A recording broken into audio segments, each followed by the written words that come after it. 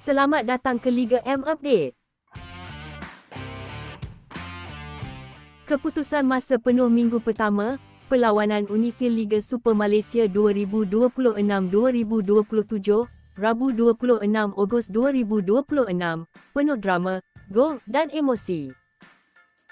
Dalam video ini turut disertakan kedudukan terkini, penjaring terbanyak, bantuan gol terbanyak, serta jadual seterusnya.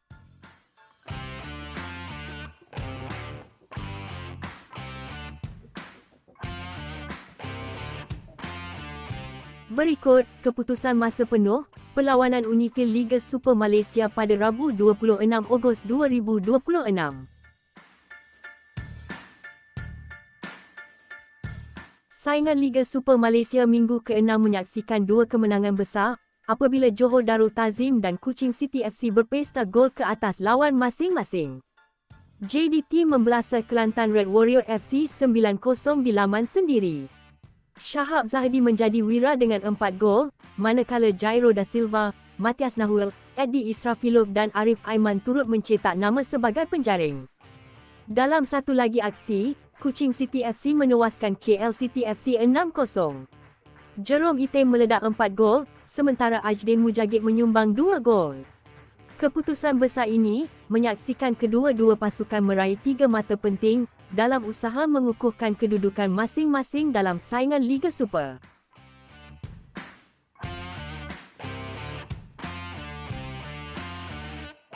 Berikut, kedudukan terkini Liga Super Malaysia 2026-2027 ketika ini.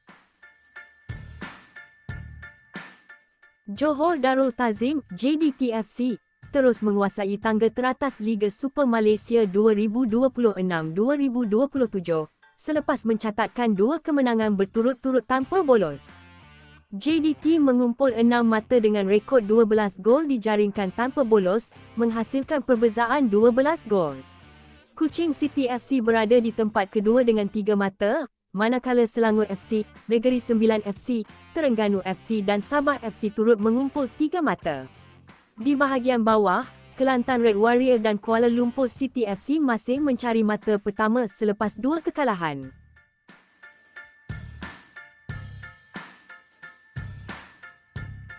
Berikut, carta penjaring gol Liga Super Malaysia 2026-2027 ketika ini. Penyerang Kuching City FC, Jerome Meko Item, kini memimpin carta penjaring terbanyak Liga Super Malaysia 2026-2027 dengan 4 gol. Beliau diekori rapat penyerang JDT, Shahab Zahidi, dengan 3 gol. Sementara itu, Krigor Morais, Faisal Halim, Gelvin Castanel dan Ajdin Mujagid masing-masing mengumpul 2 gol.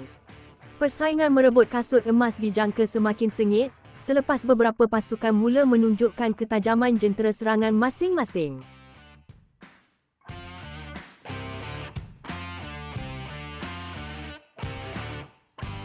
Jadi itulah dia, keputusan masa penuh, kedudukan terkini, serta penjaring gol terbanyak setakat ini, perlawanan Unifil Liga Super 2026-2027, minggu pertama, Rabu 26 Ogos 2026. Segala yang anda perlu tahu tentang Liga Super Malaysia ada di sini, Liga M Update. Teruskan sokongan anda, jangan lupa like, share dan langgan saluran ini, sebab di sinilah anda akan dapat berita terkini dan paling pantas tentang bola sepak tempatan. Jumpa lagi dalam update seterusnya, geng.